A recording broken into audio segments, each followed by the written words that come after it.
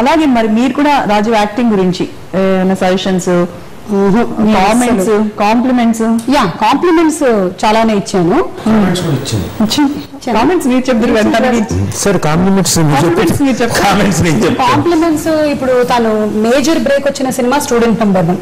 Student number 1లో తన characterisation, తను చేసిన విధానం సూపర్ గా ఉండింది. అసలు ఎన్టీఆర్ కి ఆపోజిట్ గా తను కంప్లీట్ గా సీన్స్ అన్ని పండడానికి both of them they're equally important, Rajamouli గారి డైరెక్షన్ తో పాటు. సో అందులో తన సీన్స్ ఒక రేంజ్ వరకు సీరియస్ విలనిజం చూపిస్తూ అక్కడి నుంచి కామెడీ ట్రాక్ లోకి వెళ్ళి ఆ కామెడీని గజాలతో పండించడం అనేది చాలా బాగా చేశాడు. అది బాగా నచ్చింది, అది చెప్పాం. ఆ తర్వాత వచ్చిన సినిమాల్లో కూడా సై నాకు చాలా ఎక్కువ ఇష్టమైన క్యారెక్టర్.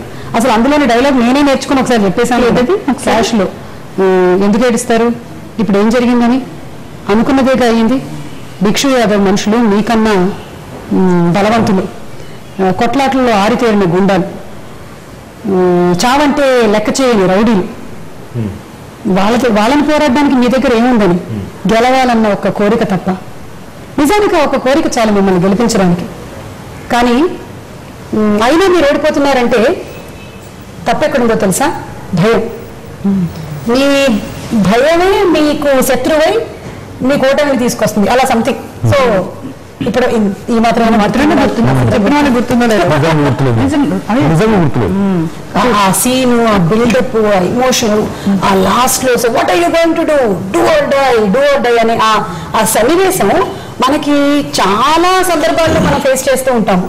అక్కడ ఒక మ్యాచ్ అనే ఒక సందర్భాన్ని క్రియేట్ చేసి రగ్బీ దాంట్లో ఆ స్టోరీలో రాజమౌళి గారు తీసుకొచ్చినప్పటికీ మనకి చాలా సార్లు కాన్ఫ్లిక్ట్ వస్తుంది, మనం డీలా పడిపోతాము, టెన్షన్ పడిపోతాము, ఇంకా ఇక్కడ నుంచి లేవలేమేమో అన్న పరిస్థితి వచ్చినప్పుడు అది చాలా ఇన్స్పిరేషన్ ఇస్తుంది ఆ సన్నివేశం. సో అది తన పెర్ఫార్మెన్స్ సూపర్. అండ్ అందులోనే ఇంకొక సీన్ కూడా, వాళ్ళు వచ్చి విలన్లు వచ్చి అటాక్ చేసినప్పుడు ఫ్యామిలీ మెంబర్స్ ని తను చూపించిన ఎక్స్ప్రెషన్స్. అండ్ విక్రమార్కుడు సినిమాలో తన భార్యని విలన్ ఎత్తుకెళ్ళిన తర్వాత అక్కడే ఉంది అని తెలిసినప్పటికీ కూడా చెప్పలేని పరిస్థితుల్లో పిల్లలకి ఏం చెప్పాలో తెలియనటువంటి ఆ చిన్న ఎమోషన్స్ ఉంటాయి కదా, అది సూపర్ గా పండిస్తాడు అసలు అలాంటివి. ఇంకా ఇలా చెప్పుకుంటూ పోతే చేసినవన్నీ కాదు, కొన్ని నాకు నా ఇంట్లో కొన్ని నేను చేసినట్టు కొన్ని ఫ్లాప్ అయినా ఇవి లైక్ దెమ్, అలా చేసిన కొన్ని అన్నీ కాదు కొన్ని. అంటే ఇప్పుడు సుమా చెప్పినవన్నీ కూడా దాదాపు అందరికీ కూడా చాలా గుర్తుండిపోయిన క్యారెక్టర్స్. ఇప్పుడు కామెంట్స్ కొన్ని సినిమాలకైతే సుమా పున్నమి నాకు సినిమా నాకు తెలుస్తుంది, ఇది వరకు నా మాట సినిమా చూడాలి. అప్పుడు ఆ సినిమా చేస్తున్నప్పుడే వాటి ఫొటోస్ పేపర్ లో వస్తూ ఉండేవి అనమాట. కొంచెం ఎందుకో ఇబ్బందికరంగా ఉండేది. కాలలేదు అని చెప్తే నిజంగా చాలా పొరపాటు అవుతుంది, తక్కువ అవుతుంది, అది చాలా నటన అవుతుంది.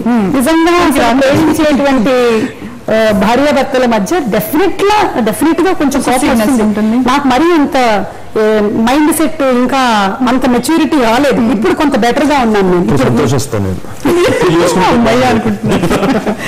ఇప్పుడు ఇంకొంచెం బెటర్ గా ఐఎమ్ ఓకే విత్ ఇట్. కానీ అప్పుడు మాత్రం చాలా పాజిటివ్ గా ఎవరితోనైనా అలా సన్నివేశాల్లో చేసినప్పుడు కాస్తంత ఏంటో ఫీల్ అయిన సన్నివేశాలు ఉన్నాయి అని చెప్పింది కరెక్ట్. నెట్ అనేది వచ్చిన తర్వాత నుంచి మనకుండే పెద్ద దౌర్భాగ్యం ఏమిటంటే ఎన్ని అడ్వాంటేజెస్ ఉన్నా ఇలాంటి disadvantages. What ever you do, ఎలాంటి క్యారెక్టర్స్ నువ్వు బయట చేసినా డెఫినెట్లీ నీ గురించి అందులో బ్యాడ్ ఉంటుంది. అది తీసుకునే మనల్ని బట్టి ఉంటుంది. అంతలో ఎప్పుడైనా బాగా బాధపడే సందర్భం అసలు ఎప్పుడు అసలు నేను ఒక స్టేజ్ వరకు నెట్ చూసేదాన్ని కాదు, నా ఎస్పెషల్లీ నావి ఏమైనా ఉన్నా చేసినా. కానీ ఎప్పుడైతే నా ఫేక్ FB అకౌంట్స్ చాలా ఎక్కువ వచ్చేసాయో, వాటిలో మోసం చేయడం మొదలెట్టారో, రండి మీకు స్టార్ మహిళ ఇంటర్వ్యూ ఉంది ఇవాళ అలాగని చెప్పి చేయడం మొదలెట్టారు. భయం వేసి పాపం లేడీస్ ఎక్కడ నిజంగా నేనేనేమో అనుకుని వెళ్ళిపోతారని చెప్పి ఒక అకౌంట్ క్రియేట్ చేసుకున్నాను.